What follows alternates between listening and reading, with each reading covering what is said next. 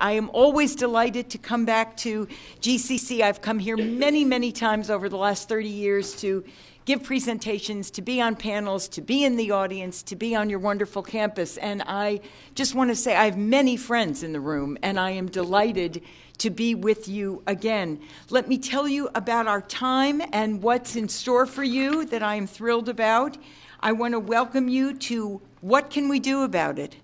A panel discussion about institutionalized racism and how we can join a movement to create change. This panel will explore institutionalized racism as it manifests in society and how institutionalized racism affects us at a personal level. While it can be hard to change a city or a nation, it may be easier to change ourselves. What can we do to disrupt institutionalized racism and the state violence that manifests out of it? We are going to go down from my right down the panel and ask each of our panelists to make brief sort of opening remarks of just 2 or 3 minutes. We've asked them to think about what is the one thing that is most important for all of you to take away from today. It's as if they're going to give you their punchline. They're going to give you their one important point. And then when we have heard from the entire panel right down the row, I'm going to pose a couple of questions, and then we're going to open the floor so this really is a dialogue and a conversation. I know that the poster has said, join the conversation, and we want it to be a conversation. So after a couple of questions from me, we're going to open the floor and ask you to either ask the panelists, anyone who wants to answer, or you can ask a panelist by name. So we are going to open the floor and hear from the panelists and from you and have a back and forth that I am really looking forward to. We'll wrap up things, and then we will ask Vanessa on our panel to please have a closing. If you can stay right until the closing, that would be just great, because I know that will be a very moving part. So, Luis, I'm going to ask you to start. Everyone, again, welcome. Be thinking of your questions. So this is a conversation. We're going to go right down the panel with each panelist offering 2 or 3 minutes of what is most important for folks to take home. Luis, will you begin? Sure. Welcome again, everyone. Thank you for making time on your busy agenda to meet here. And a little bit about myself. I was actually born in Central America. Then I grew up in New York City. And then I moved to Mass, Western Mass, where I went to school at Western New England University. Then I started my career there in campus law enforcement a long time ago. And I had the privilege to go to many different agencies, but I'm a strong believer in education. That's why I decided to dedicate my career to campus law enforcement, because I think it's something important. Then I spent some time out in Boston. I worked there, so I was very fortunate to work with Tufts University, and they have very diverse campuses, you know, from the Boston campus to the Maverick campus, the Grafton campus. And just a little discussion, what I want to see that we get out of here is just that how important education is in overall, and not only as students, but also as law enforcement personnel, and just as people. And that's where we can meet and try to create a common ground, I think, is through education, because we all have different perspectives and different ways of looking at things. So I think that's something important to keep in mind. So I want to thank you for your time again, and I want to hand it over to Professor, if that's okay with you. Oh, okay. Great. Some of you know. Thank you, Luis. Thank you, Luis. Many years ago, as a high school student, I got the opportunity to come to the United States. I was in a group of 6, all teenagers. Well, back home, we were educated to seek balance in our relationships, black and white. In fact, the mascot for our school was what? Anybody? Piano keyboards. And we have this saying, you can play a tune of all sorts on the white keys alone. You can play a tune of all sorts on the black keys alone also. But to have harmony, you must use both black and white. Yeah? So interesting thing, first couple of days were extremely exciting. Finally got to America. The second day or so, our sponsor got us all dressed up in our African robes, very, very colorful stuff, yeah. And said we are going to go to visit the UN. So we went over there. We were just getting ready to enter the building. When this white lady rushes to us, and in our face, it was in our face. And she says, "You damn Africans, go back to Africa. This is not the way to be introduced to the United States of America." It was very hurtful.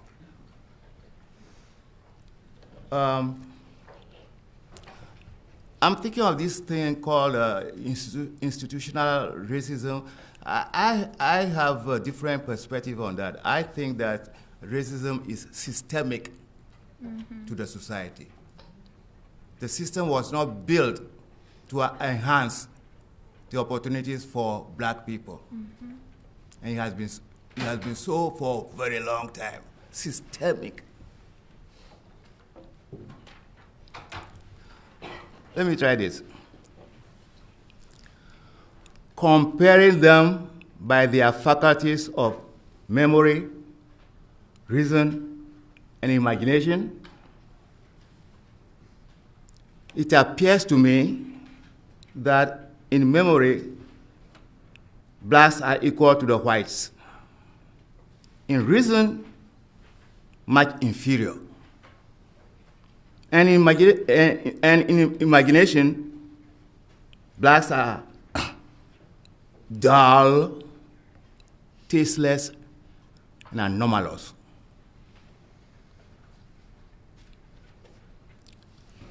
Thomas Jefferson.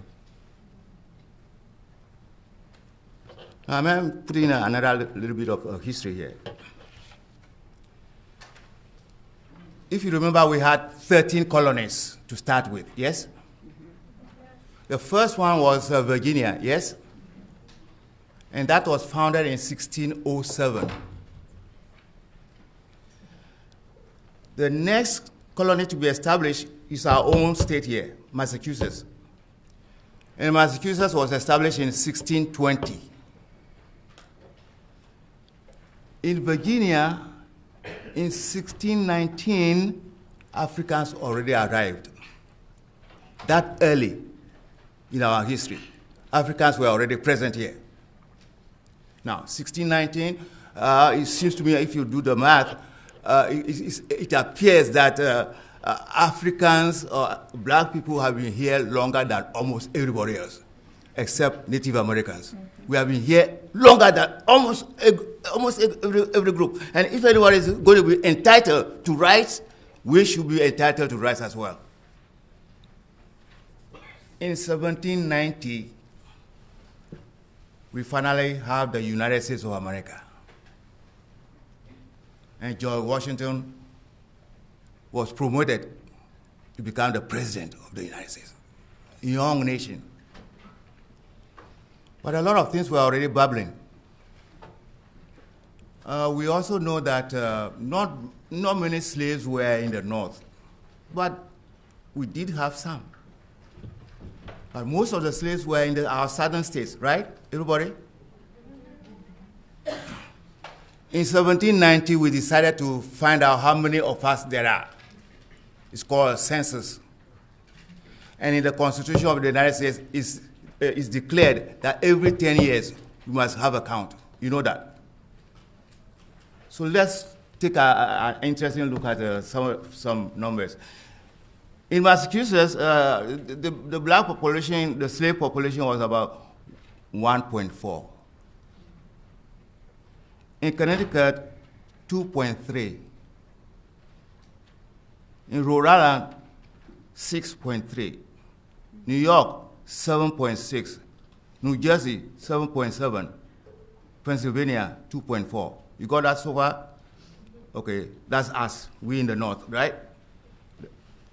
In Maryland, the black population was 35% of the total population. 35% of all the people in Maryland were Africans. Virginia, 41% of the total population were Africans. Most of them, of course, slaves, yeah? North Carolina, about 27% of the population was black. South Carolina, there are a few things that have happened in South Carolina lately, right? Yes? South Carolina, 44% of the population was African. In Georgia, about 36% were Africans. We've been here long time, and we have been here in large numbers as well. When the opportunity comes to me again, I have a few other historical things to share with everybody. But don't forget, 1607, Virginia was founded. 1619, Africans already arrived there before Massachusetts was built. Massachusetts was not built until 1620. 1619 precedes 1620, yes?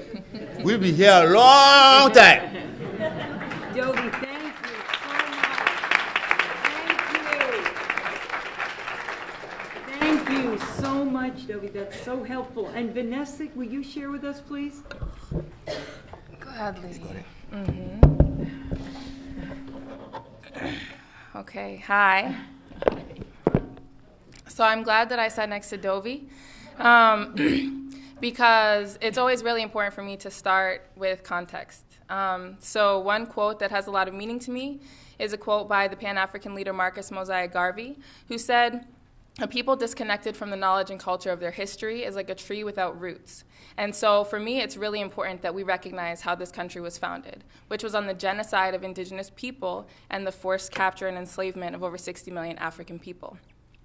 So when we know that that's the fact, and that's the root of how this country was founded, how its wealth was amassed, how we got here, then it's easy to see that the issues of white supremacy and anti-black racism are in fact systemic. They are what this country was built on. This country was built on the exploitation and death of black bodies, or black bodies being used to create massive amounts of capital for this country. So before I get into everything, I want to really name and uphold that since 2015 began, over 800 people have been killed by police. I want to name and I want us to hold the name of Tamir Rice, Ayanna Stanley Jones, Mike Brown, Tamara Dominguez, to recognize that over 20 black transgender women have been killed this year, and that black transgender women, the average life expectancy is 28 years old. So I want us to really hold their names and their spirits, the spirit of Sandra Bland, these people who are not with us anymore because of systemic anti-black racism and because of state-sanctioned violence.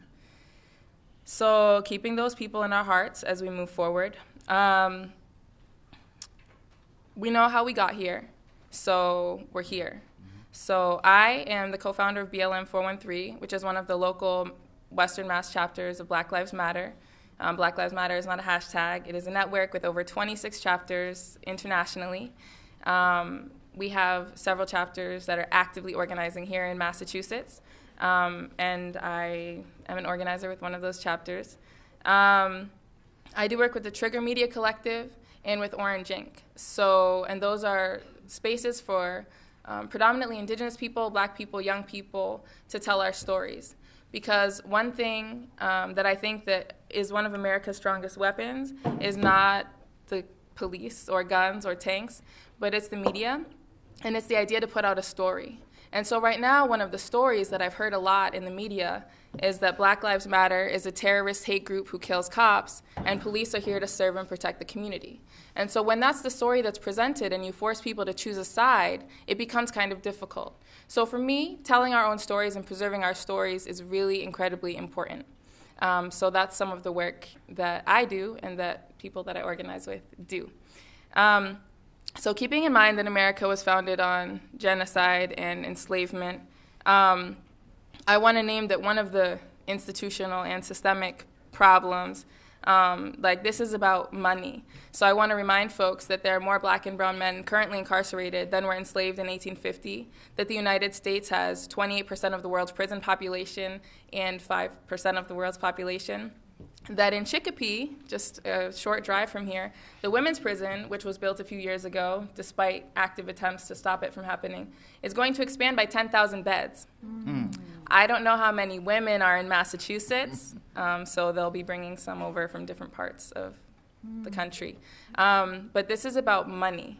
And so for me, I think it's also really important to name and remember that there's no separation between white supremacy and capitalism, because the capitalism that was created here in North America was founded on the exploitation and kidnapping of those black bodies and the forced labor, slave labor.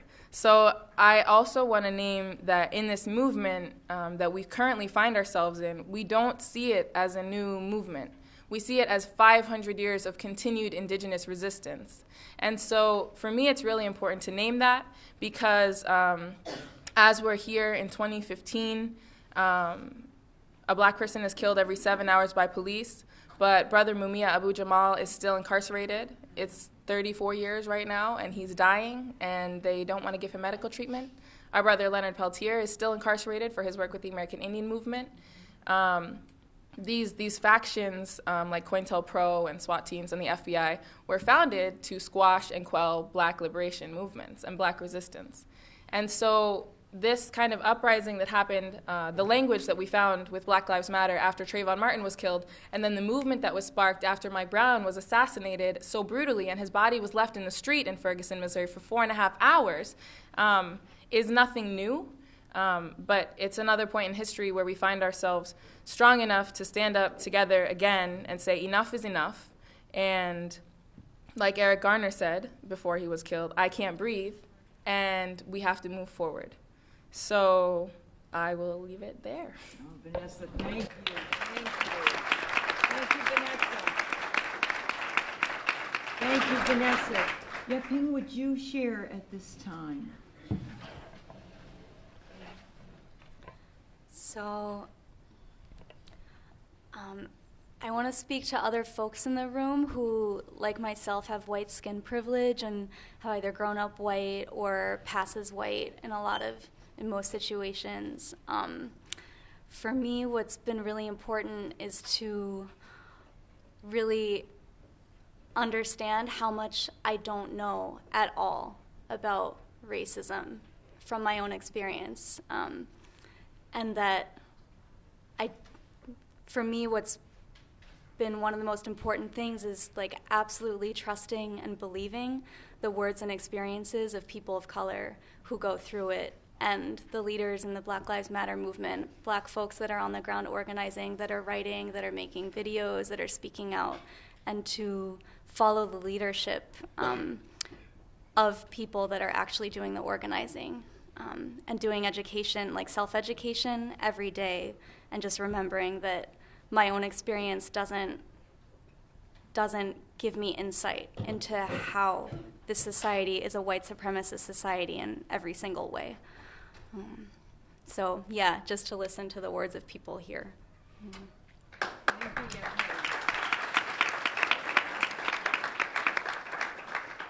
Adelia, would you share with us, please? Sure. I am a child of the 50s, believe it or not.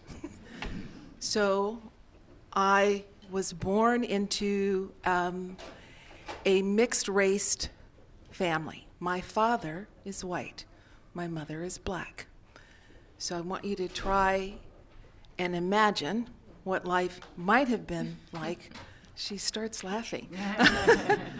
For someone who was 2 years old and 3 years old and 5 years old, knowing what you know, and I hope you know a lot about history, what that life was like.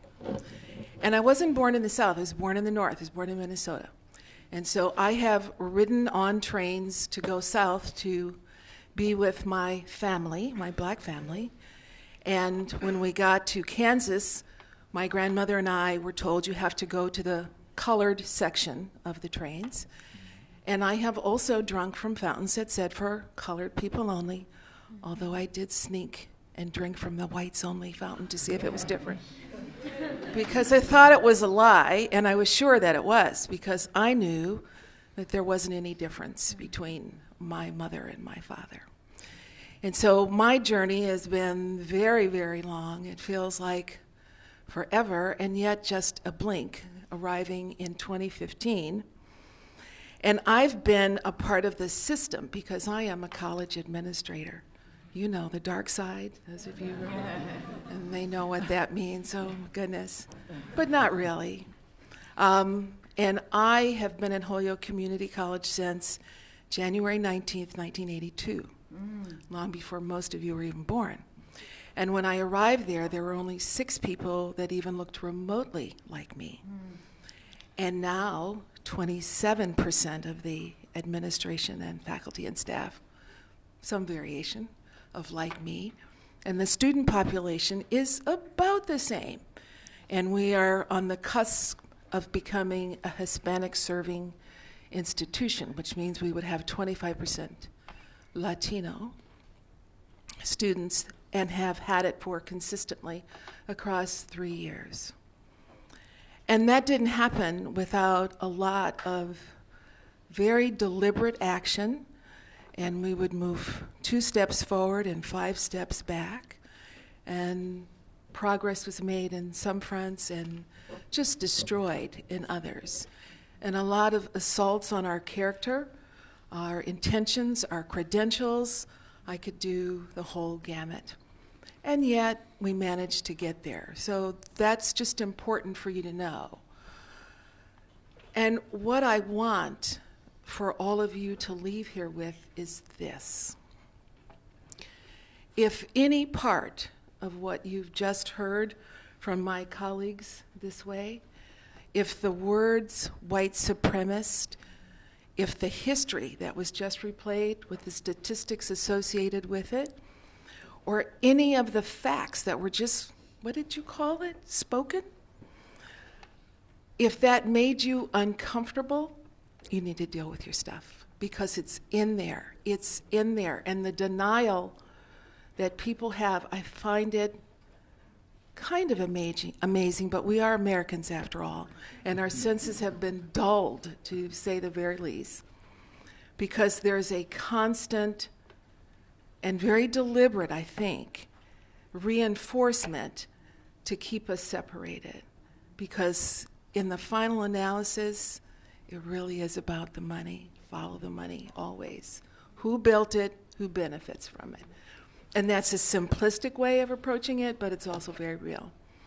I don't doubt for a minute that every single one of you has the capacity to be a part of the solution in your own corner of the world. In your corner of the world.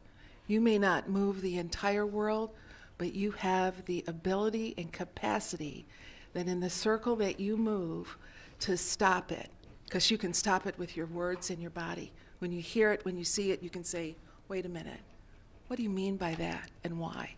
You can. If you learn enough and if you have courage, because it takes a lot of courage to do this. Good.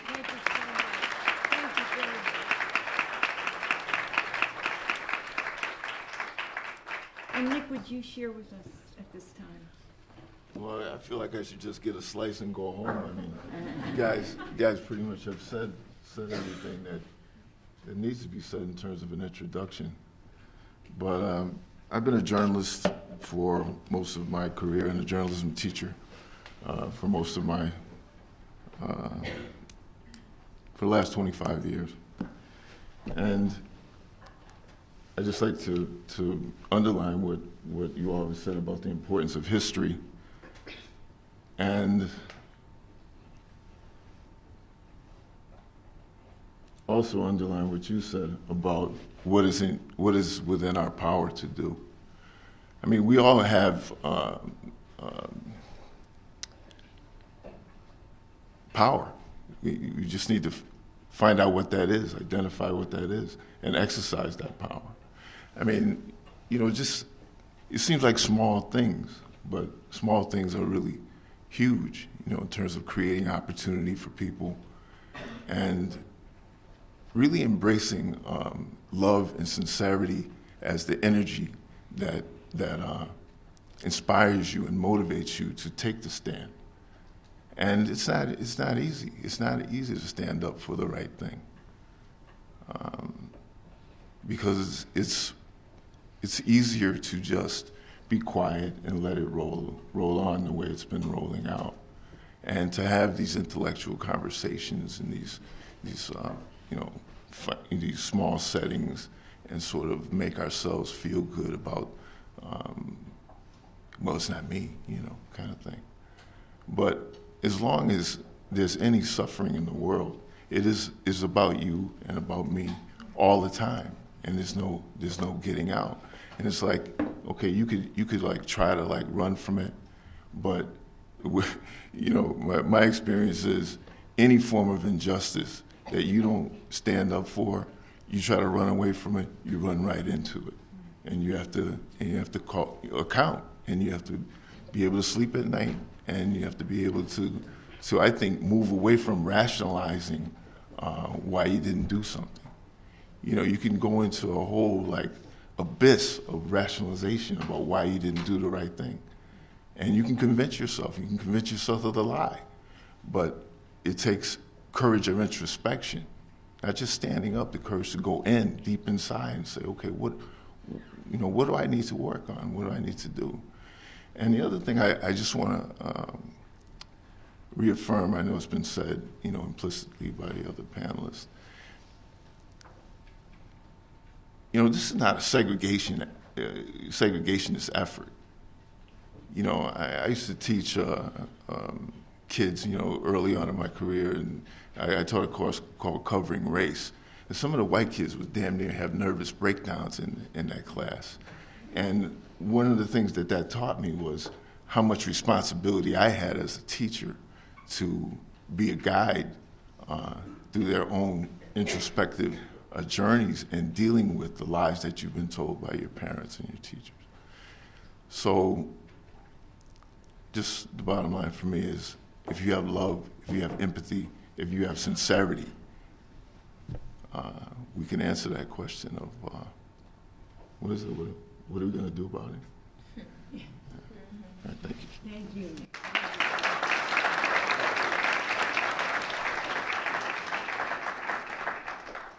Panelists, we had a question submitted prior to today's panel. We had one question submitted, and so I'm going to pose that and see if we have responses from the panel. The question that was submitted is, what are GCC security personnel doing in their work to dismantle white supremacy and create a safe learning environment for black students and faculty and other non-black people of color who have been historically disenfranchised and targeted? Would you like to speak to that? Sure. Please. That's you. Pressure on the top.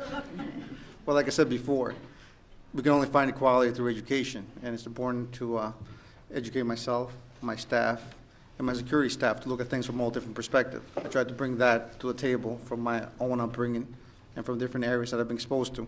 So I always try to play the devil advocate with my staff too.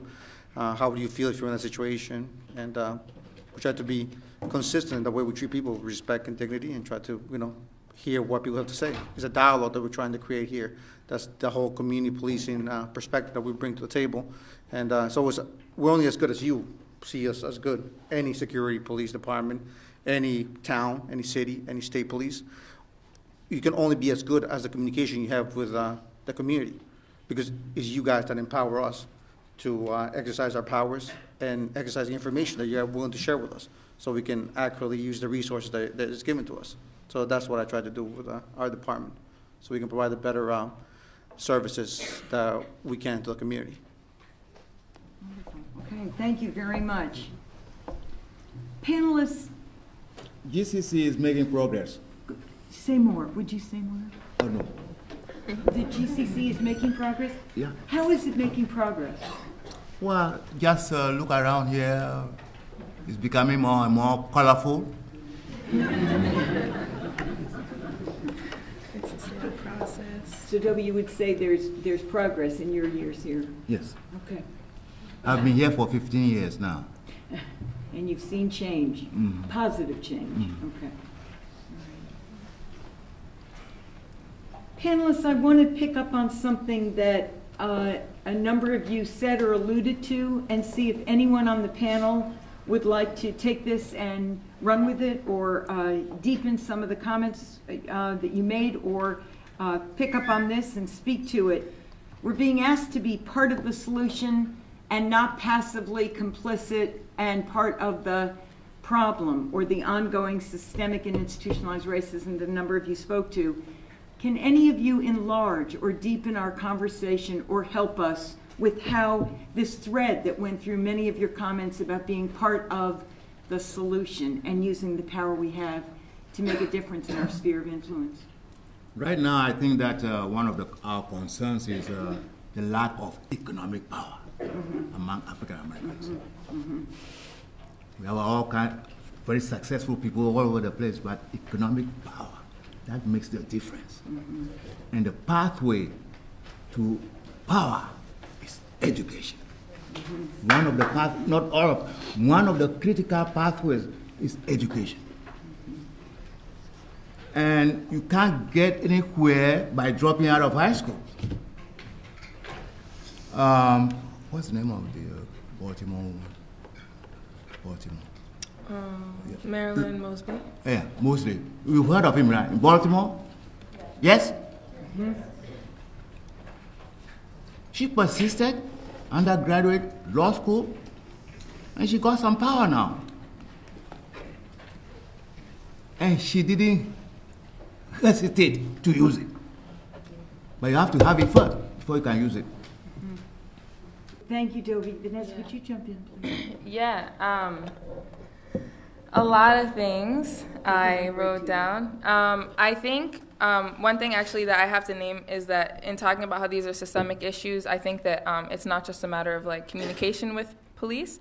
I think that one of the chants that I really like is like indict, convict, send those killer cops to jail. The whole damn system is guilty as hell. And so when we realize that it's a systemic problem and that police were created as slave catchers, we're working on issues that are much deeper. And I think what Nick alluded to was like love and healing, or love. I want to talk about healing, and I want to talk about restorative, transformative justice as opposed to vengeance, because this is a society that's rooted in vengeance. We know that locking people up for anything doesn't heal them, doesn't reform them, doesn't do anything except for psychological damage and trauma and lack of opportunities. Because when people come out of jail, there's the Corey checks, there's all kinds of things and discriminatory statutes that are set up to remind them that they're not welcome in society. So in naming about kind of systemic needs for healing and alternative institutions and transforming existing institutions, I want to say that education is a pathway, but I want to say that like nobody wakes up and like grows up and says, I want to be like a drug dealer, or I want to be like a sex worker, or I want to like be somebody that has to carry around a gun every day like for my protection. And that the reason that people are forced to make these decisions is because of systemic white supremacist, capitalist, patriarchal, transphobic racism America. And so I want to name that like, you know, I spoke about how many black and brown men are in jail right now, and the statistic, and sorry, I'm going to kind of go off for a second, but it's all connected. The statistic is that over 50% of the people in jail are black and brown men for nonviolent drug offenses, but if you're brown or indigenous or a light-skinned black person or anybody who's not a very dark-skinned black person and you're in jail, they're going to mark you with a C and say that you're Caucasian. So it's more like 85 to 90% of the people in jail are black and brown men for nonviolent drug offenses. And now we see that like medical marijuana is happening and like all of this stuff. These people are still in jail, but they're also working for like 8 cents an hour to bring Whole Foods cheese and to create license plates and to create glasses for Mass Health, and this is slavery still, legally. So I think that one of the solutions is like is these small kind of interruptions of like microaggressions, racism, like all of that. I think the education piece is really important, but I want to remember that education happens a lot of places, many times in a classroom and many times outside of a classroom, and that there need to be more doors open for people to have access to these institutions because those doors have been closed. And I think that there are more people of color in the room, but not enough at all. And so, yeah, I think like really being aware always of the roots of this country and constant self-reflection and transforming existing institutions and also building new ones. And that's the kind of place where we can like build economic power for the Black community and basic human dignities. So that's what I think. Wonderful. Thank you. And does anybody else want to respond to this question about part of the solution affecting your own sphere of influence and some of the other strands and threads that were picked up spoken by the panel? Idelia? I will. I wish you would. Thank you. We're in a bureaucracy right now with layers and layers of structures in place that we use to determine policy and curriculum and everything else that occurs under the roof of GCC. And to the extent that you have a role in that, that is where you can do your part in kind of dismantling any of those negatives that exist there. I think we don't take the time to look at what we actually do and what we say and how we act and how it affects the other. And I'm struck by it because in this audience of 100+ people, and I look back out at you when I don't have to talk, what I see are really lovely human beings, and everyone here just wants to be respected and treated well and to have opportunities. And it really doesn't matter so much what the surface shows. Behind your eyes, you want the same thing. We all want the same thing. But people aren't treated in the same way because of how they are presented. So people who are brown or of color are treated differently, and I think people are so oblivious to that difference in how people are treated. And I'm going to use the WP word, it's called white privilege, that's invisible. Because it's easy. You're totally unconscious. And if I say you, it's like, oh, not me, I'm not like that. But the reality is, it's kind of like the air we breathe. It's there. And if you're not being subjected to negative or terrible behavior by someone at a front office or a front desk, my life is good, so why does it matter?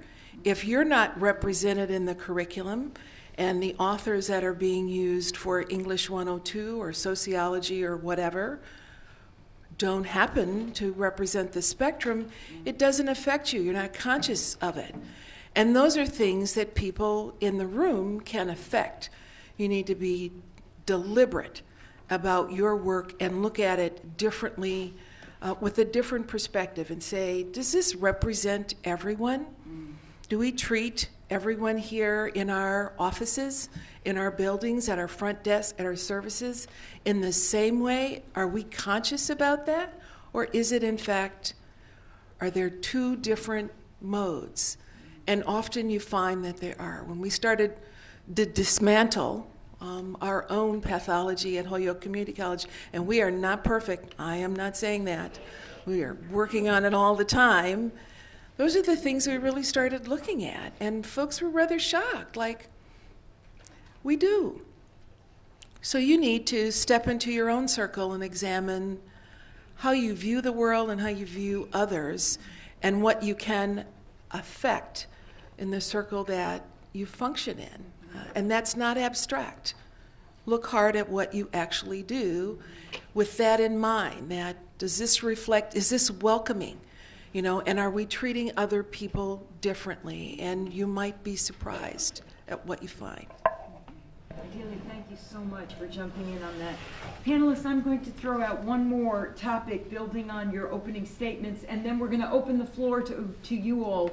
May I for your just questions. make one comment? Please, Douglas? please, please. Many, many years ago, the University of Massachusetts hired me. I came from Michigan, and I got a job at UMass. For the first year or so, there was this police officer. For some reason, I turned this way, he is there. Oh, you just ran a light. Oh, you are driving too slowly. No matter what I do, this policeman was on my case. Of course, he had the power at that time, yes. So one day, I got a call from the police chief of Amherst. Says, well, you see, some of our officers need sensitivity training. Some of our officers need to have some skills in multicultural activities. Really? So why are you calling me? That's real. He said, don't worry about that. I heard a lot of good things about you. So, okay. So, he sent me 2 cops. Afro-American Studies Department. Now I'm going to have a specialized course with them for the whole semester, 2 of them. We have to work on them. So the arrangements were made, and on the appointed time, you have these officers with their garb and their guns and so forth and so on, yeah? And they are walking towards Afro-American Studies, a black, a mostly black congregation. So I went outside. I was on the 3rd floor. I went outside to meet this policeman. First of all, I said, what? You? You kidding?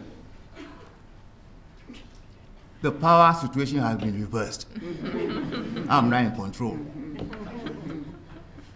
But in any case, it was funny. When, as they were coming in, I was leading them, and many of the students, mostly black people students, they rushed forward. He said, whatever it is, he didn't do it.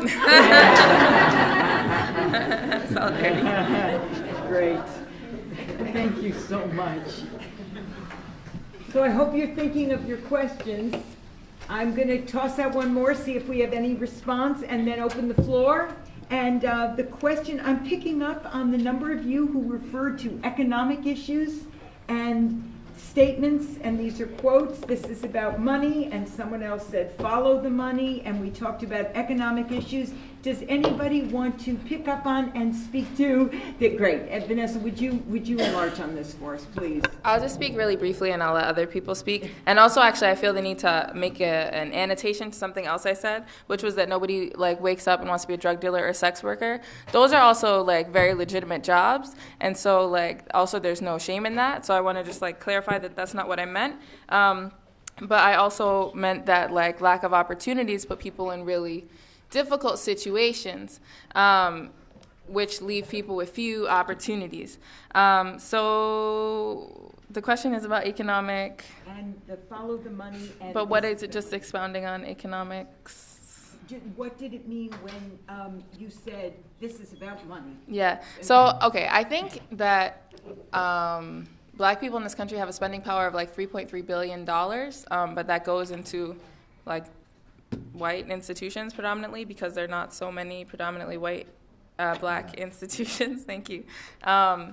And yeah, but I guess in talking about the money and the need for us to have more and more power, I think that also even black people who have a lot of money are still faced with systemic, institutionalized racism. Chris Rock was doing this thing a few months ago where he was taking like selfies every time the cops pulled him over, and so we could see what that experience was like.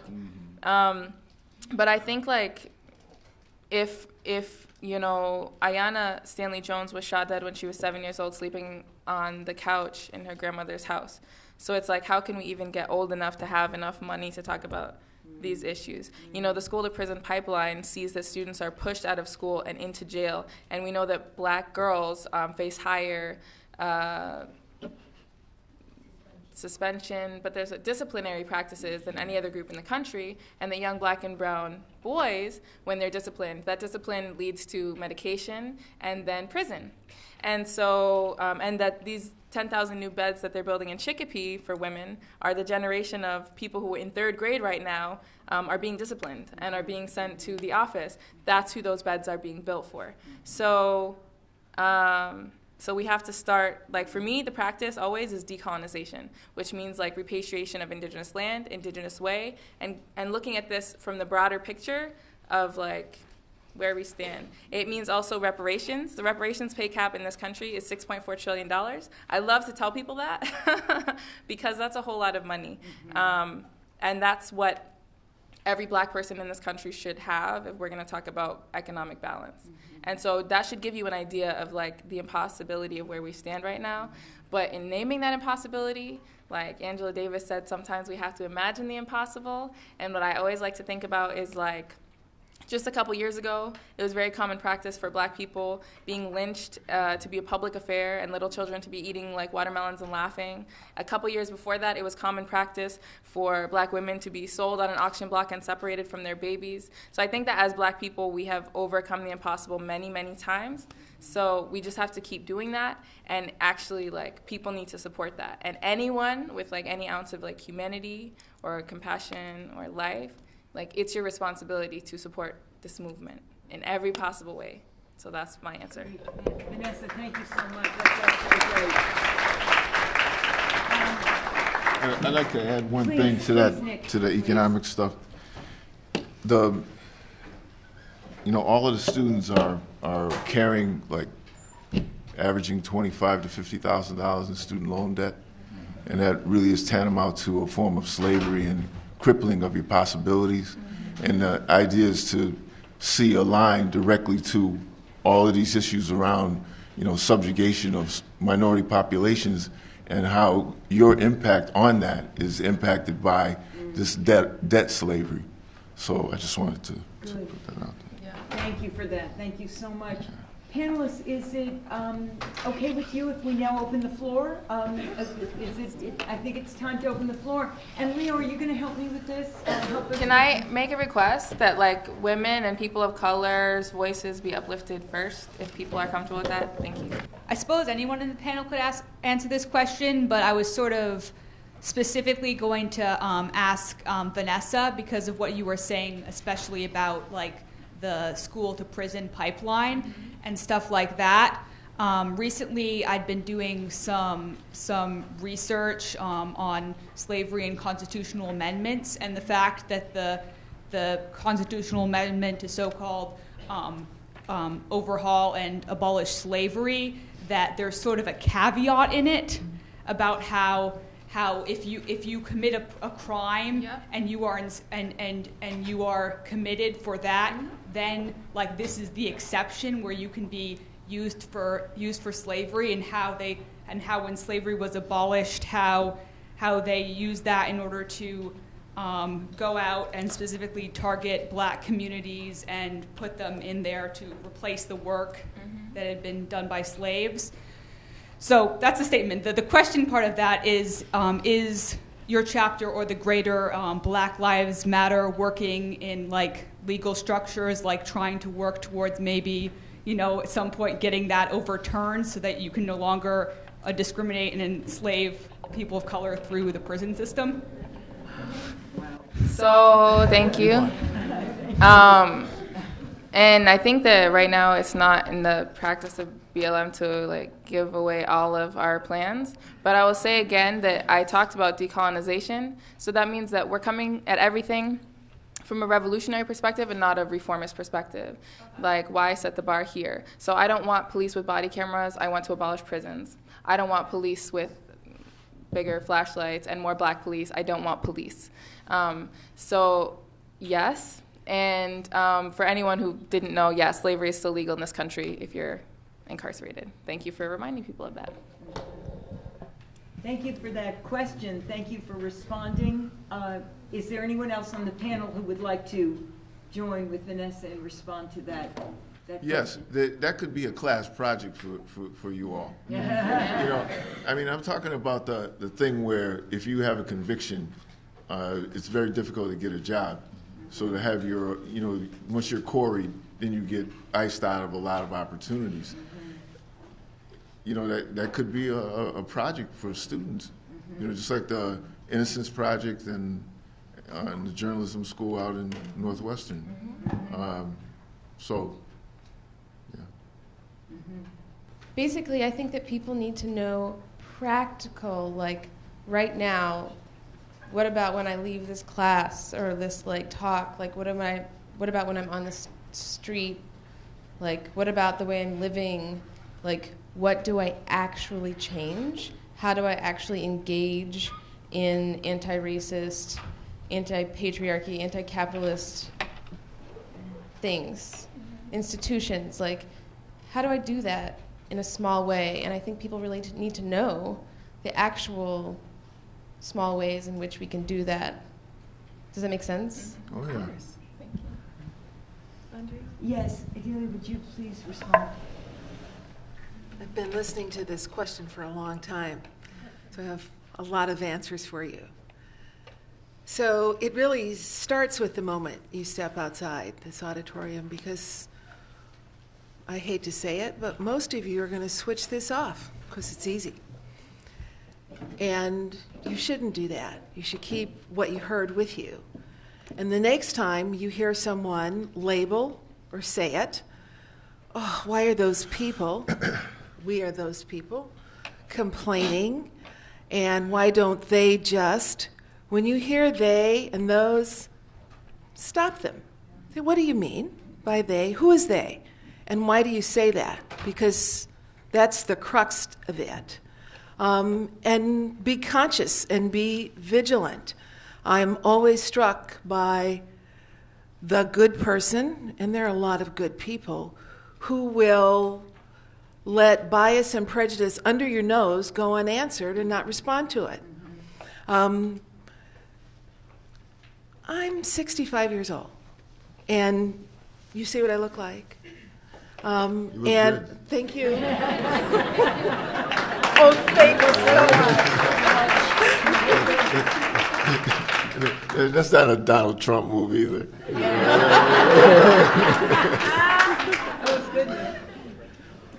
But I can still walk into certain environments, and I am targeted. I live in Amherst, live in a really nice house, drive a nice car, got money in the bank, investments. But because of this, and people will see that and not interrupt it. Young people, I'll walk up to a counter. This happened last week. There it is. To be waited on, I had my stuff. She was lovely, lovely young person had her stuff. And I was actually arrived the second before she did. And who do you think the clerk waited on? That young person didn't say, excuse me. I'm ma'am now, by the way. I kind of like that title. Ma'am. She was here first. What do you think that was? What was she operating on? That was her privilege. You get waited on first. There are those little things. It's called 1,000 cuts, micro cuts every day.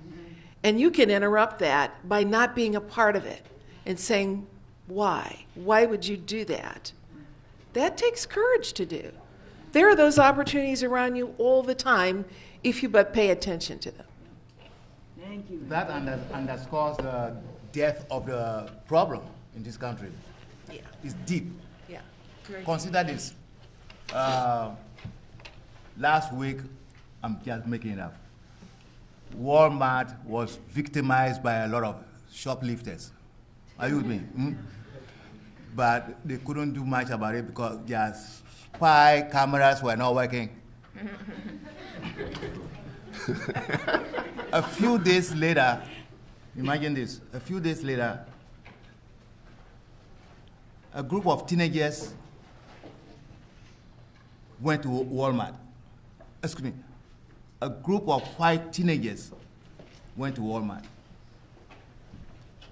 At about the same time, a group of black teenagers went to the same store. Yeah?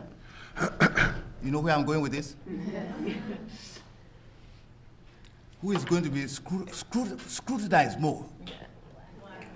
Why? Focusing on these people. Why? Where does that come from? Some of these security guys, they may not be racist, but they are behaving in a way which reflects the systemic presence of racism in this country. Mm-hmm. And there are, of course, many other examples. Mm-hmm. Let me just throw in very quickly. The system, we have to do this. We have to know that the system was not meant to benefit African Americans or other people of color. The system was not meant to help us.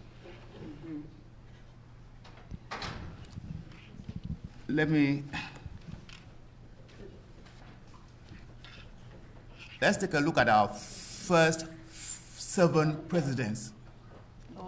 Starting with Washington.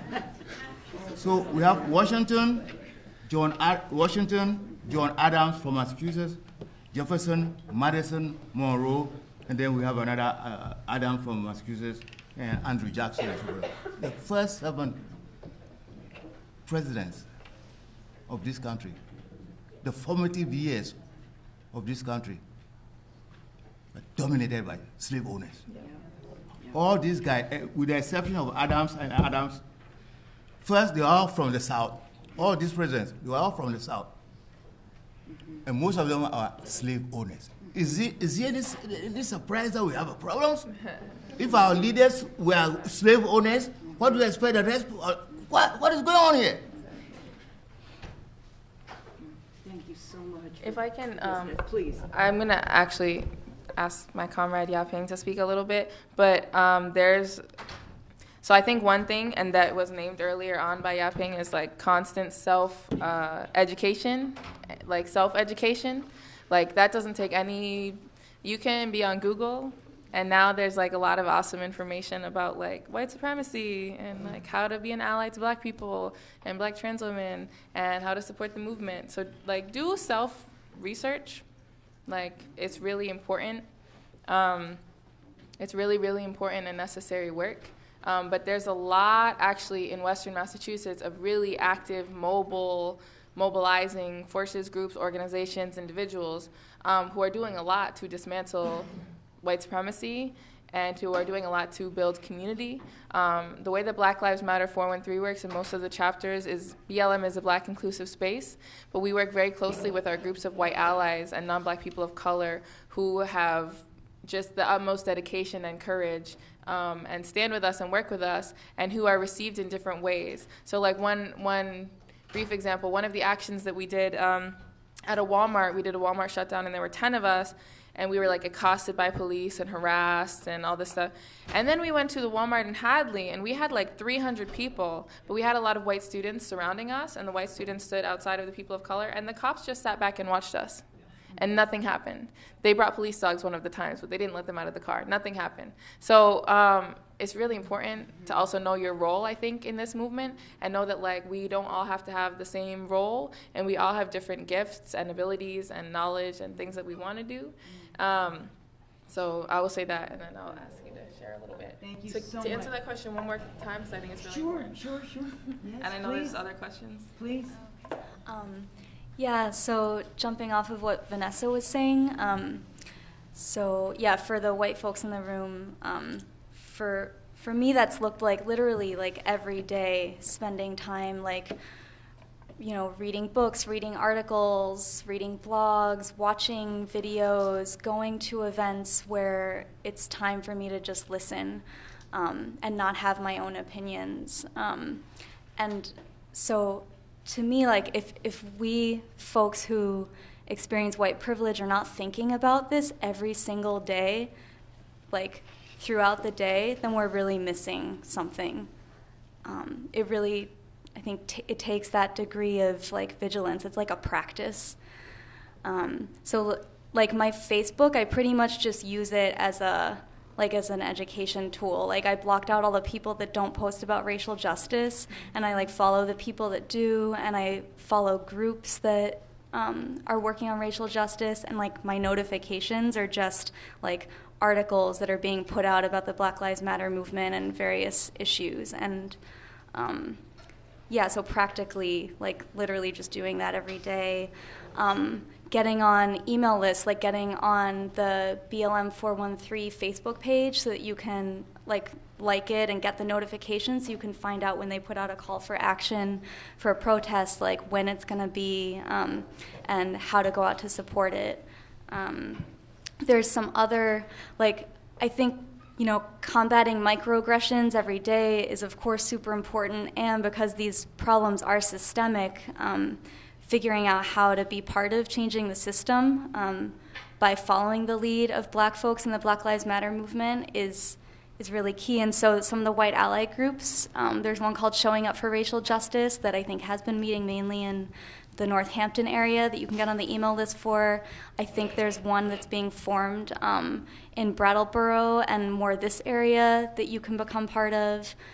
There's another group, Racial Justice Rising, formerly known as Mass Slavery Apology, that meets in Franklin County, has once a month events. They're starting to do work putting pressure on the schools in the area.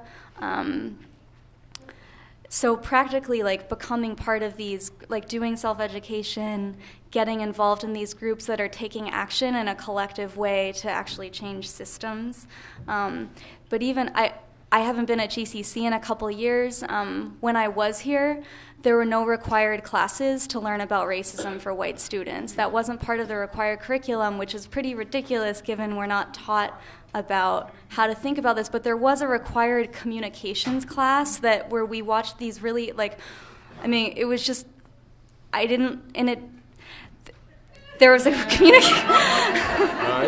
there were a lot of issues with it, including, like, in addition to it not being helpful for basic communication, we watched a movie with Angelina Jolie in it who goes into Africa. It was like the most egregiously racist movie that you could, I mean, so many are, but like that was required and a class on racism wasn't. Like if everyone in this room, like if all the white students in this room said we think there need to be required classes on racism, like how would that go? Maybe, so.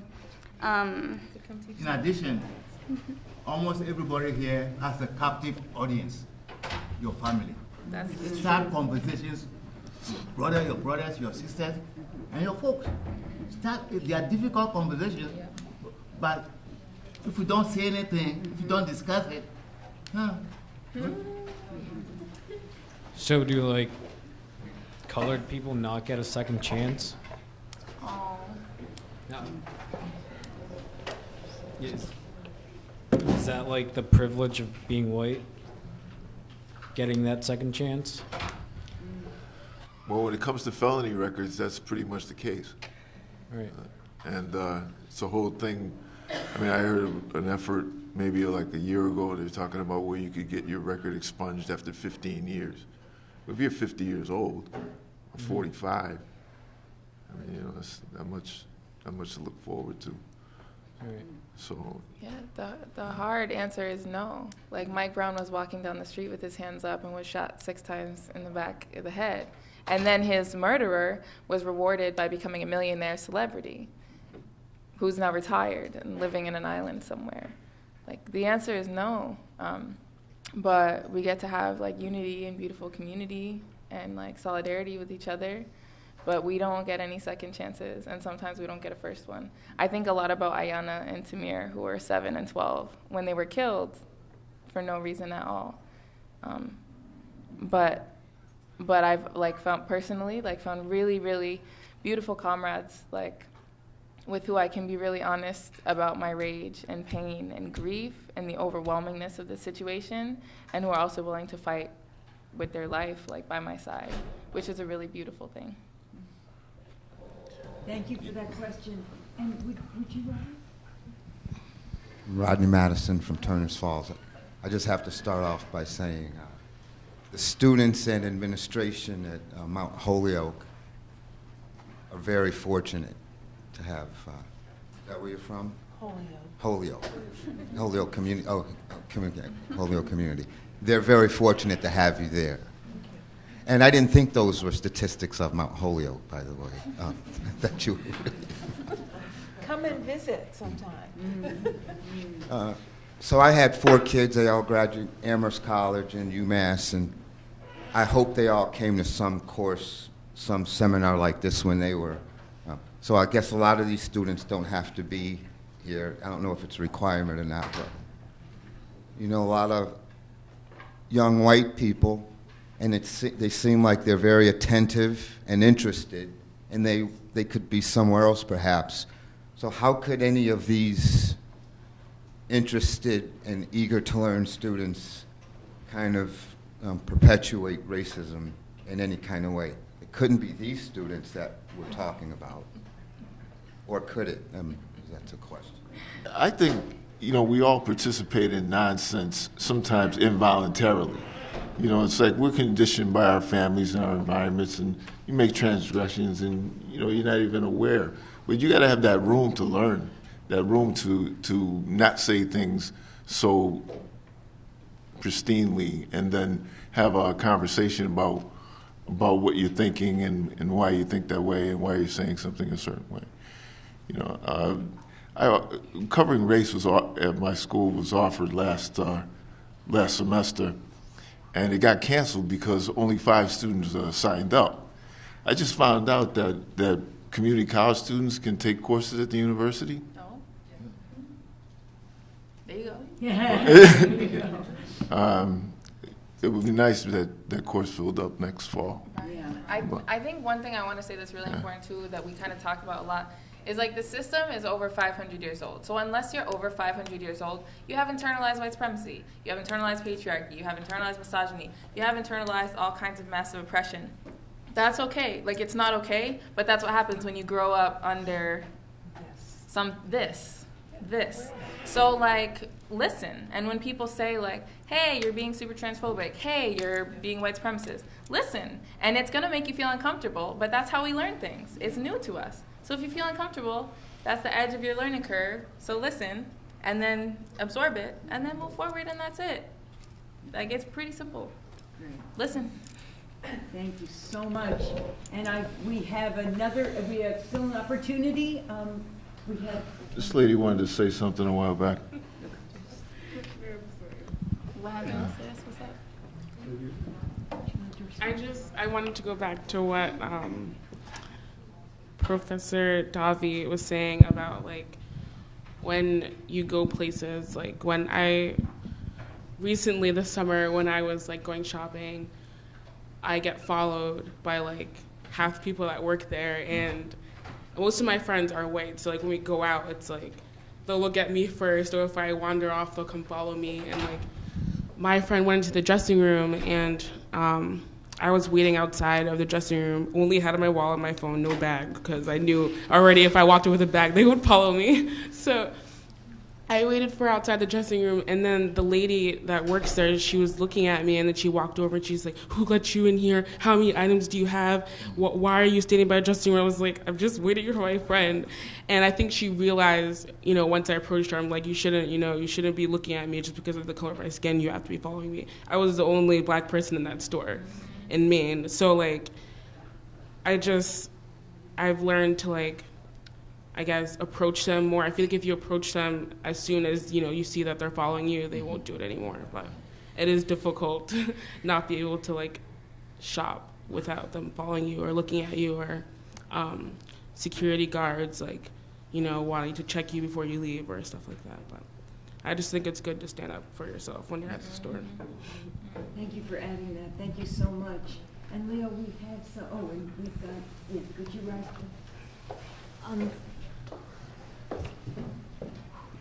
Sorry, I'm a little nervous about crowds, but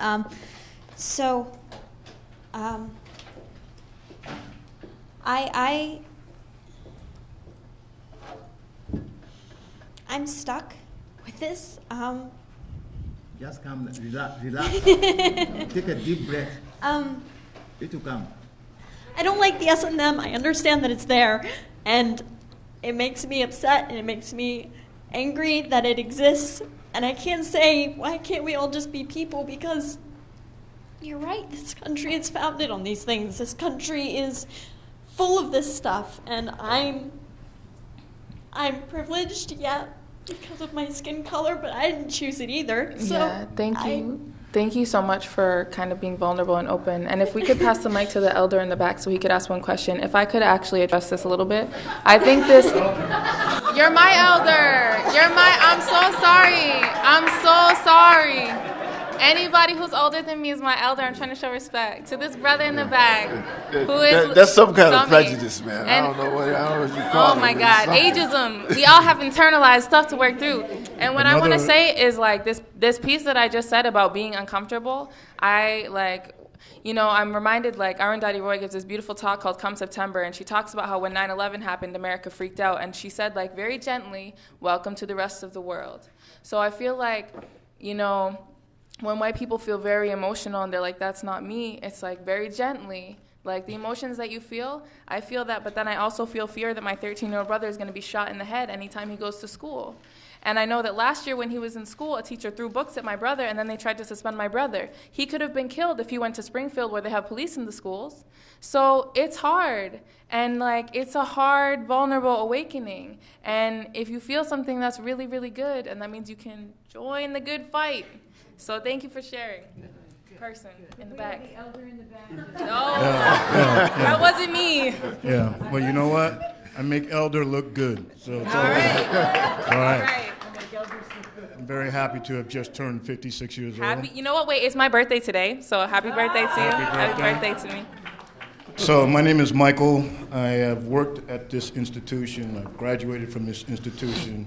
I was raised in Massachusetts. I was raised in a little white town called East Longmeadow. The struggle. And I grew up outside both worlds. Because my first 5 or 6 years, I was in East Longmeadow. So how do you think I acted? How do you think I spoke? How do you think I dressed?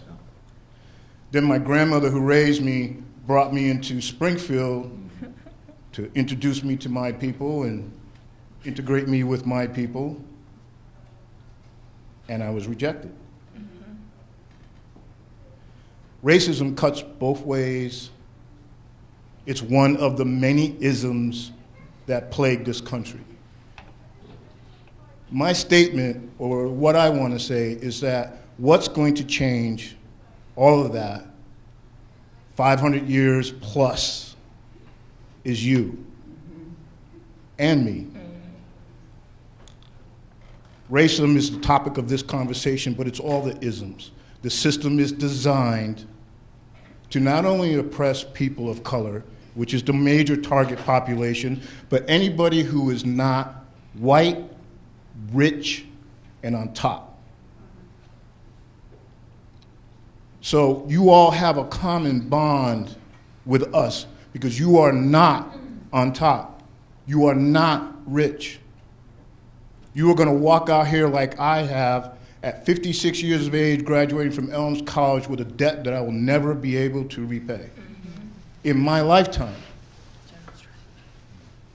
You all will have that same debt depending on how far you go. So when we talk about the racism, it involves all of us. It is the thing that it is slowly but steadily tearing apart this country. Because there's an old adage in war or in the conquering of a people, you divide them and you conquer them, and we are divided across all lines, across all isms, classism, ageism, sexism. It's ridiculous. You want to know the first step when you walk out of this room? Is you. Go in here. Change your language. Change your language, it'll change the way you think, and when you change the way you think, you will change the way you act. That's true. Those are the things that you do. And that's all of us. Doesn't matter who you are. Thank you. Okay, so we're on time for once. It's a miracle. We're going to do a closing. If you could all stand up with me, I would appreciate it, if you're able to. So one of the people I mentioned, like Mumia Abu-Jamal and Leonard Peltier, but one of our amazing sisters, Asada Shakur, is currently in exile in Cuba because after she was an organizer and did what we're doing now and spoke about institutional racism, she was charged with killing a New Jersey state trooper, which she did not commit this crime.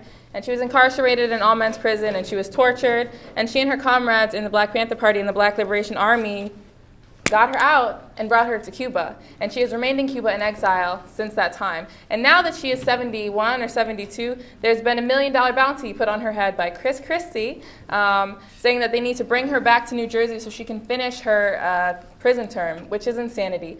But while she was incarcerated, the first week, she wrote this piece called A Letter to My People. And the last 4 lines in this letter have become sort of the unofficial chant of Black Lives Matter. And it's a chant, but it's also a vow that we take together. So I would like to welcome you to take this vow with me. So it's a call and response. And we're going to say it 3 times. So say it if you feel called to.